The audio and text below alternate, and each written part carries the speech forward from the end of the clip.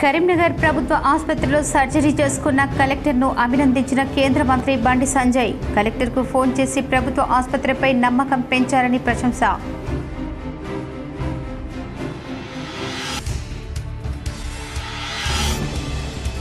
August 15 నుంచి మహిళా సంఘాలకు చీరల పంపిణీ సర్కార్ సన్నాహాలు. ఈ నెలాఖరు నాటికి 50% చీరల ఉత్పత్తి పూర్తి చేయాలని సిరిసిల్ల పవర్ లూమ్ కార్మికులకు ప్రభుత్వ విప్ ఆది శ్రీనివాస్ సూచన.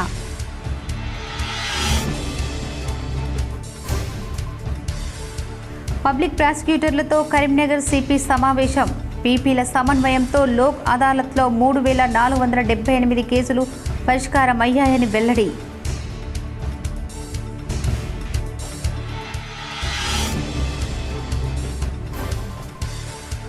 మల్లాపూర్ రాయికాల్ పోలీస్ స్టేషన్ను ఆకస్మికంగా తనిఖీ చేసిన జగిత్యాల ఎస్పీ అశోక్ కుమార్. గ్రామంలో విజిబుల్ పోలింగ్ సింగ్పై ప్రత్యేక దృష్టి సారించాలని ఆదేశం.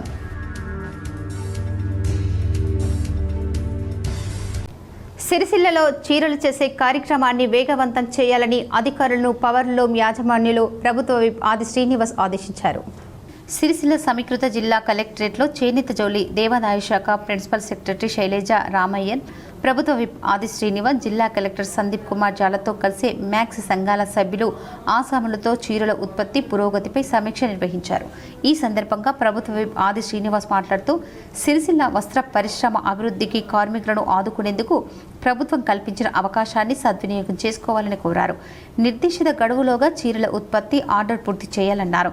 ఇందిరా మహిళా శక్తి ఆర్డర్స్ ద్వారా వస్త్ర పరిశ్రమ కార్మికులకు 8 నెలల పాటు ఉపాధి లభిస్తుందని, మిగిలిన 4 నెలలు కూడా ఉపాధి లభించే విధంగా ప్రభుత్వం తరఫున ఇతర శాఖల నుంచి పెద్ద ఎత్తున ఆర్డర్లను చేనేత కార్మికులకు ఇప్పించేందుకు చర్యలు తీసుకుంటామని, ప్రభుత్వం ఇచ్చిన ఆర్డర్లను సకాలంలో పూర్తి చేసి ప్రభుత్వం పెట్టుకున్న నమ్మకాన్ని నిలబెట్టుకోవాలన్నారు. చేనేత జౌళి దేవాదాయ శాఖ ప్రిన్సిపల్ సెక్రటరీ శైలజ రామయ్య మాట్లాడుతూ చేనేత కార్మికులకు ఉపాధి కల్పించాలనే ఉద్దేశంతో ప్రభుత్వం ఇందిరా మహిళా శక్తి కార్యక్రమం క్రింద మహిళా సంఘాల సభ్యులకు 2 చీరలు పంపిణీ చేసేందుకు నిర్ణయించిందన్నారు. మొదటి చీర పంపిణీ చేసేందుకు సిరిసిల్లలోని 131 మ్యాక్స్ సొసైటీ పరిధిలోని 16,424 పవర్ లూమ్స్కు 4,30,00,000 మీటర్ల చీరల ఉత్పత్తి ఆర్డర్స్ జనవరి, మార్చి నెలలో 2 దశల్లో అందించామని తెలిపారు. మొదటి దశ 2,12,00,000 మీటర్ల చీరల ఉత్పత్తి ఆర్డర్కు ఇప్పటి వరకు సిరిసిల్ల చేనేత సొసైటీ నుంచి 50,55,000 మీటర్ల ఉత్పత్తి పూర్తి చేశామని తెలిపారు. ఆగస్టు 15 నుండి చీరల పంపిణీ చేయాలని ప్రభుత్వం లక్ష్యంగా పెట్టుకుందని స్పష్టం చేశారు. చీరల ఉత్పత్తి ప్రక్రియ వేగవంతం చేయాలని ప్రిన్సిపల్ సెక్రటరీ సంబంధిత మ్యాక్స్ సంఘాల సభ్యులకు సూచించారు. 45 రోజుల గడువులో 3.5 కోట్ల మీటర్ల చీర ఉత్పత్తి చేయాలని, ప్రతి సొసైటీ పరిధిలో ఉన్న పవర్ లూమ్స్ పూర్తి స్థాయిలో చీరలు ఉత్పత్తి చేయాలని, రోజు ఉదయం రాత్రి షిఫ్టుల్లో పనిచేయాలన్నారు. పవర్ లూమ్స్లలో కార్మికుల సంఖ్య పెంచాలని కోరారు. జగిత్యాల జిల్లా ఎస్పీ అశోక్ కుమార్ ఆకస్మికంగా మల్లాపూర్ రాయికల్ పోలీస్ స్టేషన్ని తనిఖీ చేశారు. విధి నిర్వహణపై దిశానిర్దేశం చేశారు. ఎస్పీ పోలీస్ స్టేషన్ల పరిసరాలను, స్టేషన్ పరిధిలో నమోదు అవుతున్న కేసుల వివరాలు, స్టేషన్ రికార్డులను తనిఖీ చేశారు. కేసుల దర్యాప్తు విషయంలో అలసత్వం వహించవద్దని, ప్రజా ఫిర్యాదుల్లో ఎటువంటి జాప్యం చేయకుండా బాధితుల ఫిర్యాదుల పట్ల తక్షణమే స్పందించాలని సూచించారు. ప్రజలకు ఎల్లప్పుడూ అందుబాటులో ఉండాలన్నారు. బ్లూ కోల్డ్ పెట్రోకార్ సిబ్బంది డయల్ 100కి కాల్స్కి తక్షణమే స్పందిస్తూ వెంటనే సంఘటన స్థలానికి చేరుకుని సమస్య పరిష్కారానికి చర్యలు చేపట్టాలన్నారు. విజిబుల్ పోలీసింగ్పై ప్రత్యేక దృష్టి చూపుతూ స్టేషన్ పరిధిలోని గ్రామాలను తరచూ సందర్శించాలన్నారు. పాత నేరస్తులపై నిఘా ఉంచాలన్నారు. నేరాలు ఎక్కువగా జరిగే ప్రాంతాలపై ప్రత్యేక దృష్టి పెట్టాలన్నారు. ప్రజలతో సత్సంబంధాలను మెరుగుపరుచుకుంటూ ప్రజలకు, యువతకు ప్రత్యేకంగా షీ టీమ్స్, ట్రాఫిక్ నియమాలు, సైబర్ నేరాల నివారణపై చైతన్యాన్ని తీసుకురావాలని సూచించారు. విదేశాల్లో ఉద్యోగాలు ఇప్పిస్తామని యువకులకు మోసం చేస్తే వారి పట్ల కఠినంగా వ్యవహరించాలని సూచించారు. ప్రైవేటు పాఠశాలలు నిబంధనలు విరుద్ధంగా పాఠ్యపుస్తకాలు, నోట్బుక్లు విక్రయిస్తున్నాయని కరీంనగర్లో ఎస్ఎఫ్ఐ విద్యార్థులు ఆందోళనకు దిగారు. కరీంనగర్ బోయవాడలోని శ్రీ చైతన్య స్కూల్ ముందు బైఠాయించి ధర్నా చేశారు. ప్రభుత్వ నిబంధనలకు విరుద్ధంగా పాఠ్యపుస్తకాలను అమ్ముతున్నారని ఆరోపించారు. నిబంధనలకు విరుద్ధంగా పాఠ్యపుస్తకాలు విక్రయించే ప్రైవేటు స్కూళ్లపై చర్యలు తీసుకోవాలని ఎస్ఎఫ్ఐ జిల్లా అధ్యక్షులు అరవింద్ డిమాండ్ చేశారు. లేనిచో ఆందోళన ఉధృతం చేస్తామని హెచ్చరించారు. అంతర్జాతీయ యోగా శతాబ్ది ఉత్సవాలను పురస్కరించుకొని పెద్దపల్లిలో యోగా అభ్యాసన కార్యక్రమాన్ని నిర్వహించారు. ప్రభుత్వ ఆయుర్వేద విభాగం ఆధ్వర్యంలో జరిగిన యోగా అభ్యాసన కార్యక్రమంలో జిల్లా వైద్య ఆరోగ్య శాఖ అధికారి డాక్టర్ జి అన్న ప్రసన్న కుమారి మాట్లాడుతూ శారీరక శ్రమ లేకపోవటం వలన అసంక్రామిక వ్యాధులు, రక్తపోటు, మధుమేహం, ఒబిసిటీ లాంటి వస్తున్నాయని తెలిపారు. జీవన శైలిని మార్చుకొని ప్రతిదినం కొంత సమయాన్ని వెచ్చించి యోగా చేయాలని కోరారు. యోగా వలన శరీర అవయవాలు స్ట్రెచ్ కావటం జరిగి శారీరక శ్రమ కలిగి మానసిక ఒత్తిడి తగ్గుతుందని అన్నారు. అందుకే రోజు యోగాను దినచర్యల్లో భాగం చేసుకోవాలని సూచించారు. తద్వారా శారీరక, మానసిక ఆరోగ్యం వృద్ధి చెందుతుందన్నారు. ఈ కార్యక్రమంలో ప్రోగ్రాం అధికారులు doctor Vanisri, doctor Sriramulu, doctor Kiran, జిల్లా ఆయుష్ ఇన్ఛార్జ్ డాక్టర్ అరుణ, డిపిఎంఓ విద్యాసాగర్ పాల్గొన్నారు. మనుషుల కంటే కుక్కలకు విశ్వాసం ఎక్కువ అంటారు. ఆ విశ్వాసానికి నిదర్శనంగా నిలుస్తుంది కరీంనగర్ జిల్లాలో శునకం. కరీంనగర్ జిల్లా మానకొండూరు మండలం వేగునూరుపల్లి గ్రామానికి చెందిన పున్నం మల్లయ్య 6 సంవత్సరాల క్రితం తన ఇంటి వెనకాల అప్పుడే జన్మించిన ఒంటరిగా ఉన్న కుక్క పిల్లను చూశాడు. తల్లి లేకపోవడంతో దానికి రోజు పాలు, ఆహారం ఇచ్చేవాడు. అలా ఆ కుక్క వారికి చాలా దగ్గరైంది. ఆ ఇంట్లో వ్యక్తిలా కలిసిపోయింది. రోజు 3 పూటల భోజనం పెడుతుండేవాడు. ఒకవేళ వారు పనిపైన ఊరికి వెళ్తే పక్కింటి వారికి చెప్పి దాని బాగోగులు చూసుకునేవారు. అలా ఆ కుక్క పెరిగి పెద్దదైంది. ఆ యజమాని ఎక్కడికి వెళ్ళినా వెంటనే వెళ్ళి పని పూర్తి కాగానే ఆయనతో పాటు వచ్చేది. ఇంటికి ఎవరు రాకుండా కాపలా కాస్తుండేది. అయితే ఇటీవల వారింటికి వస్తున్న వారిపై ఆ శునకం దాడి చేసింది. ఇద్దరిని కలిసింది. ఆ శునకం వల్ల ఇబ్బంది పడుతున్నామని గ్రామస్తులు ఆ కుక్కను చంపాలని ప్లాన్ చేశారు.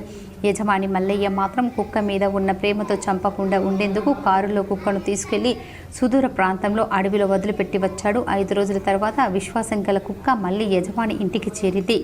వదిలించుకోవాలని చూసిన కుక్క మళ్ళీ ఇంటికి చేరుకోవడంతో విశ్వాసం గల కుక్కను చూసి మల్లయ్య దంపతులు కంటతడి పెట్టారు. రోడ్డు కనిపించకుండా, అది కూడా ఒక అటవీ ప్రాంతంలో విడిచిపెట్టిన శునకం మళ్ళీ ఆ ఇంటిని చేరడం చాలా మందిని ఆశ్చర్యానికి గురిచేసింది. ఇష్టం లేకున్నా శునకాన్ని వదిలిపెట్టామనే బాధలో ఉన్న సమయంలో శునకం వారింటికి రావడంతో సంతోషం వ్యక్తం చేస్తున్నారు యజమాని మల్లయ్య దంపతులు. నా పేరు పున్నం మల్లయ్య, మాది వేగురుపేట. గత 6 సంవత్సరాల నుండి చిన్న కుక్కను సాదుకుంటూ అది మాకు చిన్న సన్న అయిపోయింది. కుక్క దొంగల భయం కానీ ఎవరిని కానీ ఇంటికి రానిచ్చడం లేదు. అది గత 5-6-15 రోజుల నుండి కొద్దిగా 2-3 కరిచింది. కొన్నిసార్లు దీన్ని బయట వదిలాలని చెప్తే మేము కారు తీసుకొని 80-90 కిలోమీటర్ల దూరాల వదిలొచ్చాను. అది మళ్ళీ 5 రోజులకు నిన్న సాయంత్రం 2:30-3 గంటల సుమారులో వచ్చింది. కరీంనగర్ జిల్లా గంగాధర మండల కేంద్రంలోని బస్టాండ్లో 2 ఆర్టీసీ బస్సులు ఢీకొన్న ఘటన చోటు చేసుకుంది.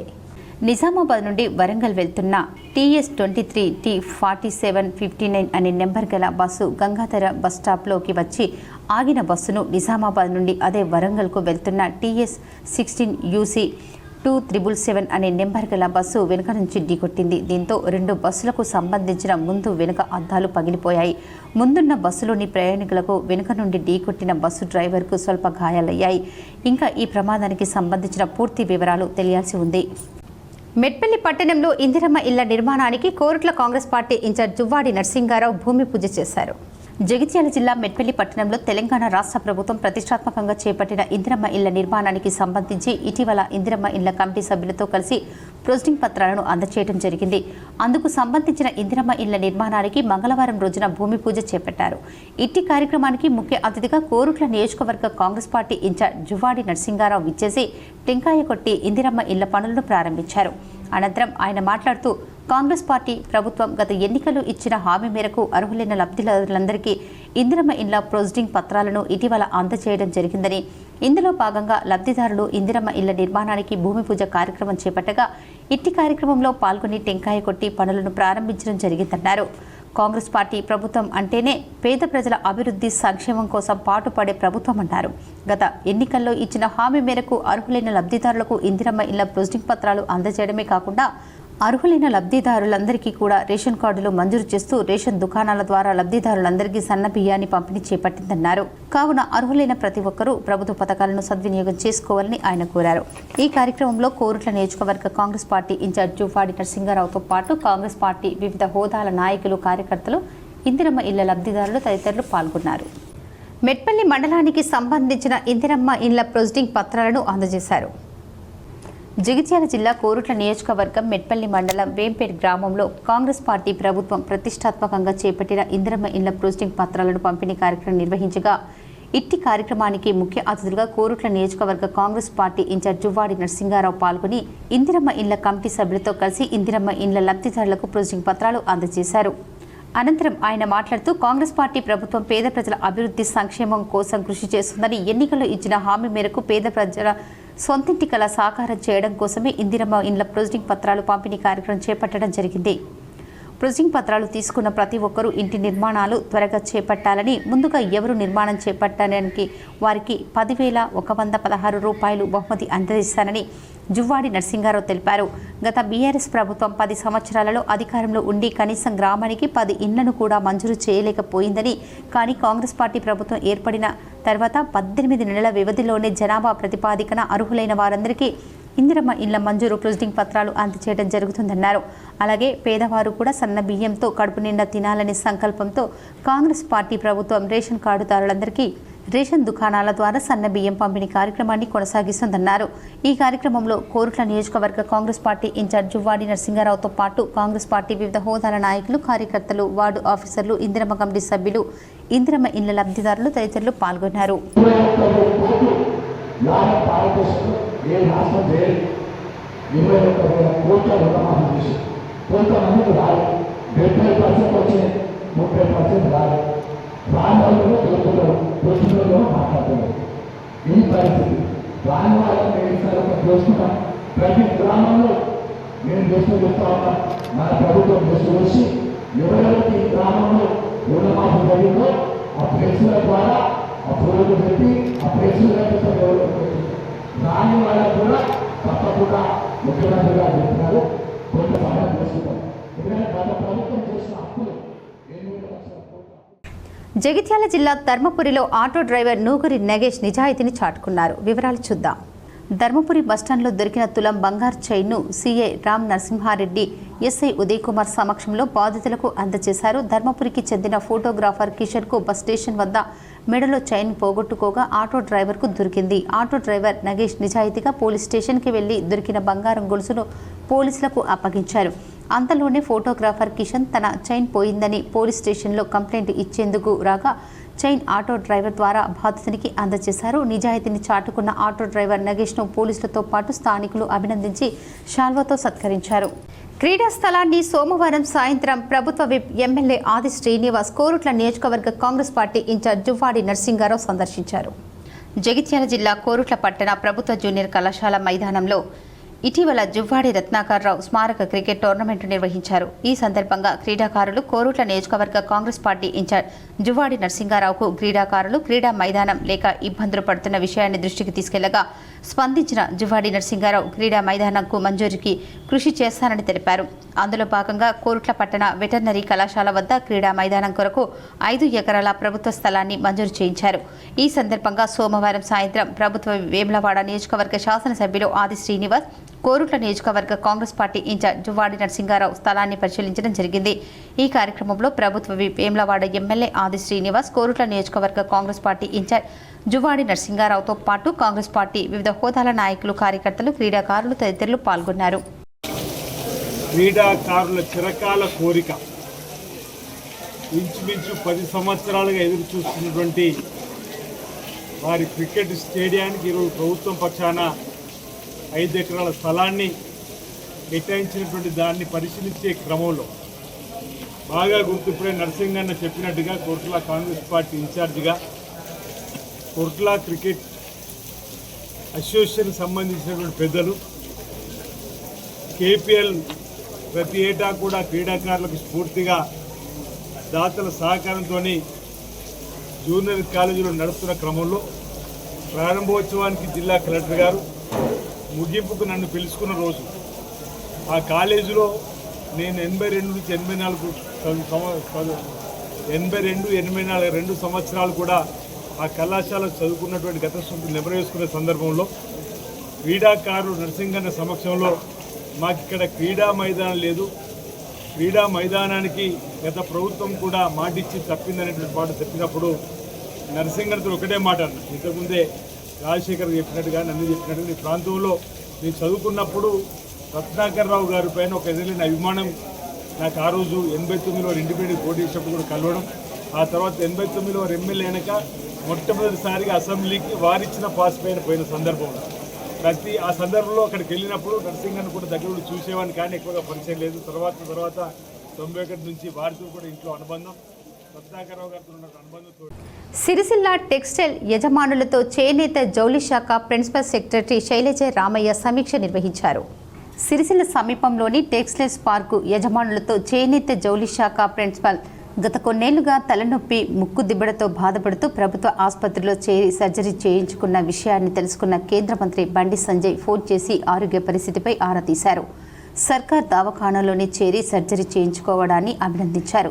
కలెక్టర్ కార్పొరేట్ ఆసుపత్రిలో చికిత్స పొందే అవకాశం ఉన్నప్పటికీ ప్రభుత్వ ఆసుపత్రిలో సర్జరీ చేయించుకోవడం శుభ పరిణామమన్నారు. ఆధునిక సదుపాయాలు, అనుభవజ్ఞులైన వైద్యులున్న సర్కారీ దవాఖానాల్లో నాణ్యమైన వైద్య సేవలు అందుతాయని నమ్మకాన్ని కలిగించినందుకు ప్రత్యేక అభినందనలు తెలిపారు. ప్రతి ఒక్కరూ ప్రభుత్వ ఆసుపత్రిలో సేవలను వినియోగించుకోవాలని కోరారు. పేద ప్రజలకు అండగా ముఖ్యమంత్రి సహాయ నిధి అని ప్రభుత్వ వేములవాడ ఎమ్మెల్యే ఆది శ్రీనివాస్ అన్నారు. జగిత్యాల జిల్లా కోరుట్ల పట్టణంలోని వ్యవసాయ మార్కెట్ కమిటీ కార్యాలయంలో అనారోగ్య సమస్యల వల్ల ఆర్థిక ఇబ్బందుల పాలవుతున్న పేద మధ్యతరగతి ప్రజలను తెలంగాణ రాష్ట్ర ప్రభుత్వ ముఖ్యమంత్రి సహాయ నిధి CMRF ద్వారా ఆదుకుంటుందని ప్రభుత్వ వేములవాడ నియోజకవర్గ శాసనసభ్యులు ఆది శ్రీనివాస్ కోరుట్ల నియోజకవర్గ కాంగ్రెస్ పార్టీ ఇన్ఛార్జ్ జువాడి నరసింగారావు తెలిపారు. కోరుట్ల పట్టణంలోని వ్యవసాయ మార్కెట్ కమిటీ కార్యాలయంలో సోమవారం సాయంత్రం ఏర్పాటు చేసిన నియోజకవర్గంలోని కోరుట్ల పట్టణ మండలానికి సంబంధించిన ముఖ్యమంత్రి సహాయ నిధి చెక్కుల పంపిణీ కార్యక్రమానికి ముఖ్య అతిథిగా ప్రభుత్వ వేములవాడ ఎమ్మెల్యే ఆది శ్రీనివాస్, కోరుట్ల నియోజకవర్గ కాంగ్రెస్ పార్టీ జువ్వాడి నరసింగారావులు విచ్చేసి 13,60,500 రూపాయలు విలువగల 34 ముఖ్యమంత్రి సహాయ నిధి చెక్కులను కోరుట్ల వ్యవసాయ మార్కెట్ కమిటీ చైర్మన్ పన్నాల అంజిరెడ్డితో కలిసి పంపిణీ చేశారు.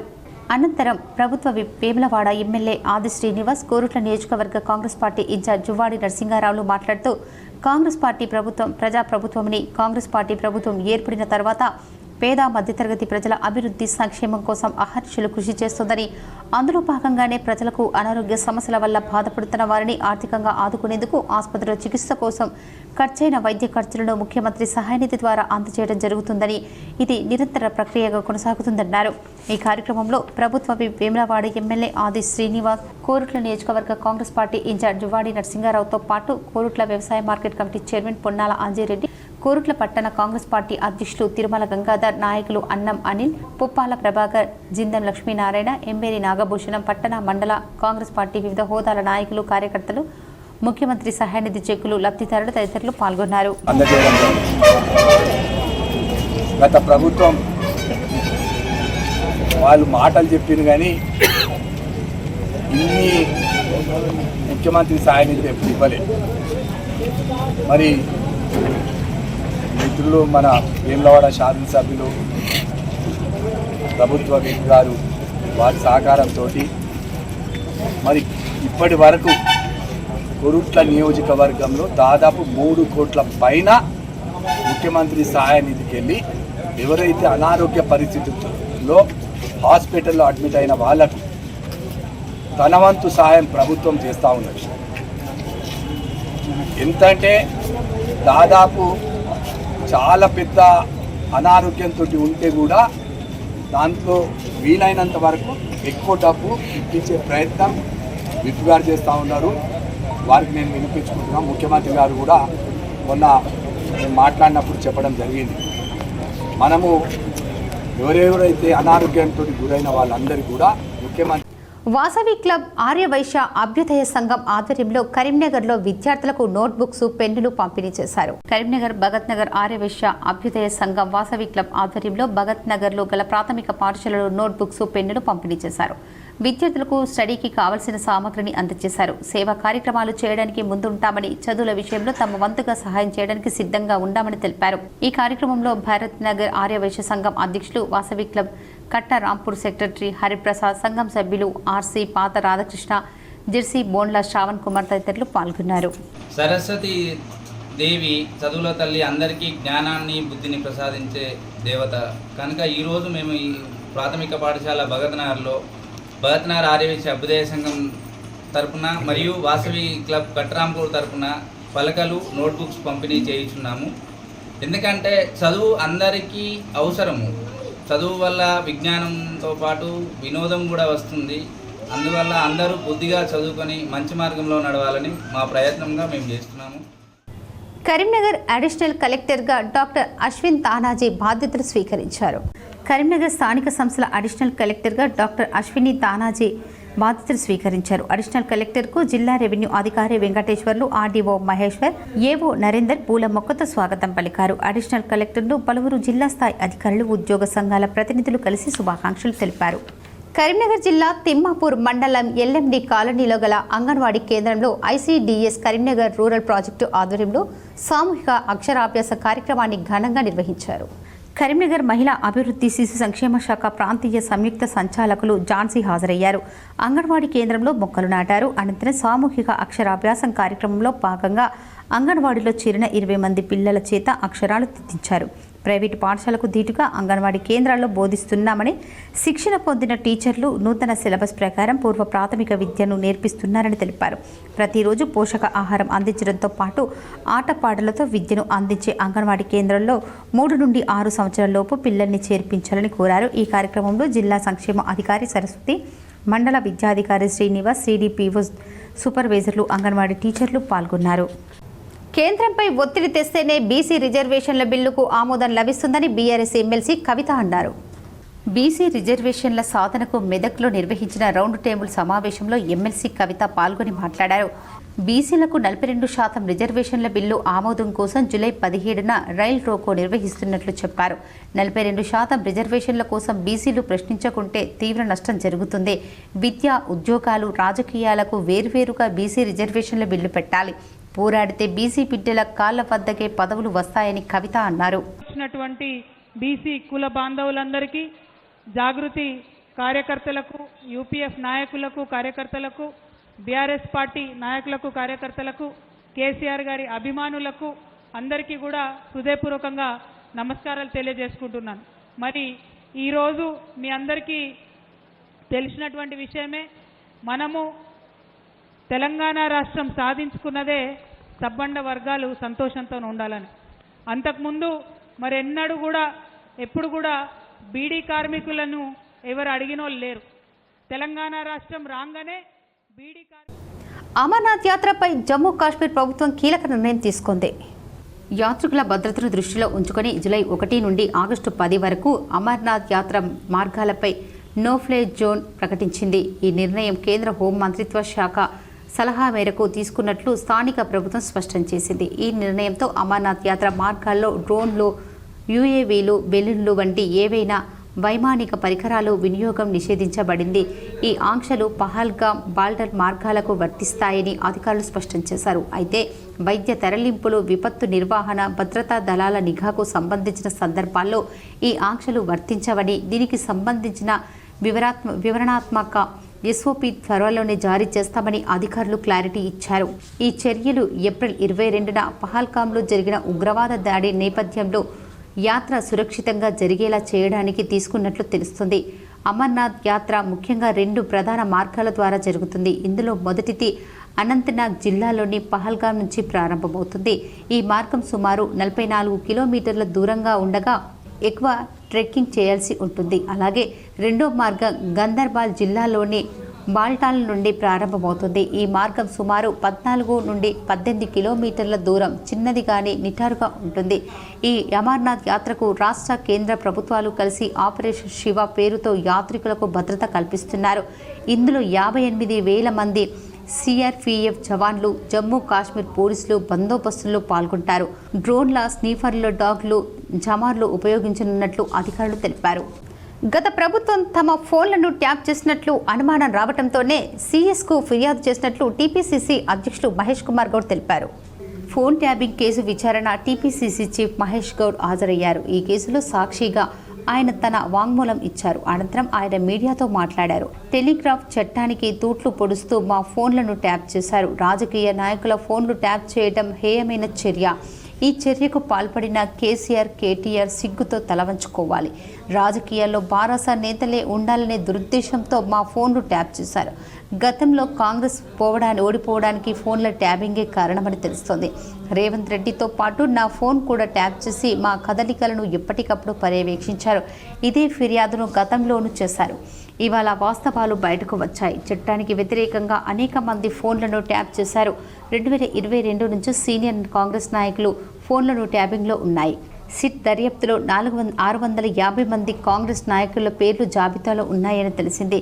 కుంభం అనిల్ కుమార్ యాదవ్, గాలి అనిల్తో పాటు అనేక మంది ఫోన్లు ట్యాబ్లో అయినట్లు బయటికి వచ్చింది. ఇవన్నీ చూస్తుంటే నాకు ఏ రకంగా అధికారాన్ని దుర్వినియోగం చేసి దుశ్చర్యలకు పాల్పడ్డారో అర్థమవుతుంది. ప్రజాస్వామ్యంలో నిక్కచ్చిగా పనిచేయాల్సిన అధికారులు రాజకీయ నాయకులకు తల్లొగ్గి మడుగులుతున్నారు. ప్రైవసీ అనేది మా ప్రాథమిక హక్కు, దానిని కాలరాశారు. పదవి విరమణ చేసిన ప్రభాకర్ రావును దేశ చరిత్రలో ఎక్కడ లేని విధంగా ఇంటెలిజెన్స్ చీఫ్గా పెట్టారు. నక్సలైట్లకు సానుభూతి పరులుగా ఉన్నారని మమ్మల్ని ట్యాప్ చేయడం సిగ్గుచేటు. కేటీఆర్ సిగ్గుతో తలదించుకోవాలి. ఆనాడు మా ఫోన్లు ట్యాప్ చేసి రాజకీయ లబ్ధి పొందేందుకు ప్రయత్నం చేశారు. దానికి మీరు శిక్ష అర్హులు. భవిష్యత్తులో ఏ ప్రభుత్వం కూడా ఇలాంటి దుశ్చర్యకు పాల్పడకుండా ఉండాలంటే వీరికి శిక్ష పడాల్సిందే. ఇలాంటి దిగజారుడు పనిని ఒడిగట్టిన ఐఏఎస్, ఐపీఎస్ అధికారులు కూడా శిక్ష పడాలి. సజావుగా విచారణ జరిపి రాజకీయ నాయకులైన, అధికారులైన బాధ్యులను కఠినంగా శిక్షించాలని ప్రభుత్వాన్ని కోరుతున్నామని మహేష్ కుమార్ గౌడ్ అన్నారు. వానాకాలం సీజన్ ప్రారంభమైన నేపథ్యంలో రాష్ట్రంలోని అన్నదాతలకు పెట్టుబడి సహాయం కింద రైతు భరోసా నిధులను సీఎం రేవంత్ రెడ్డి విడుదల చేసిన విషయం తెలిసిందే. తొలి రోజు 2 ఎకరాల వరకు ఉన్న రైతులందరికీ బ్యాంకు ఖాతాల్లో ఎకరానికి 6,000 చొప్పున నిధులను జమ చేశారు.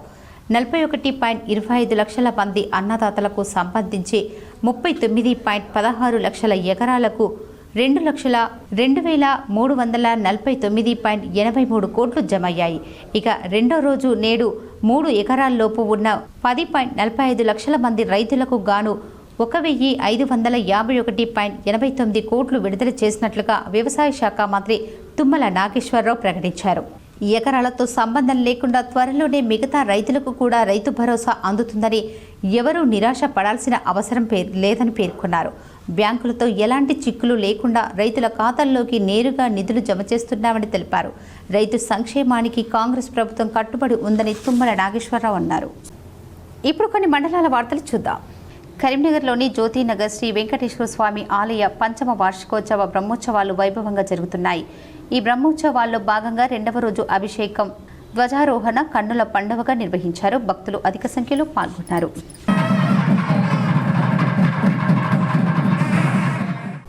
వార్తలు ముగించే ముందు హెడ్లైన్స్ మరోసారి. కరీంనగర్ ప్రభుత్వ ఆసుపత్రిలో సర్జరీ చేసుకున్న కలెక్టర్ను అభినందించిన కేంద్ర మంత్రి బండి సంజయ్. కలెక్టర్కు ఫోన్ చేసి ప్రభుత్వ ఆసుపత్రిపై నమ్మకం పెంచారని ప్రశంస.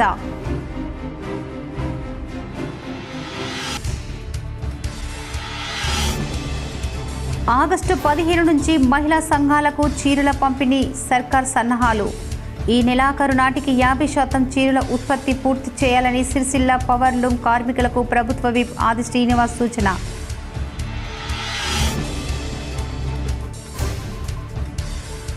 పబ్లిక్ ప్రాసిక్యూటర్లతో కరీంనగర్ సిపి సమావేశం. పీపీల సమన్వయంతో లోక్ అదాలత్లో 3,478 కేసులు పరిష్కారమయ్యాయని వెల్లడి.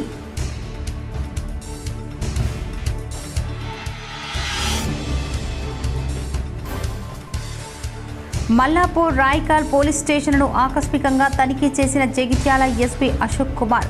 గ్రామంలో విజిబుల్ పోలింగ్ సింగ్పై ప్రత్యేక దృష్టి సారించాలని ఆదేశం.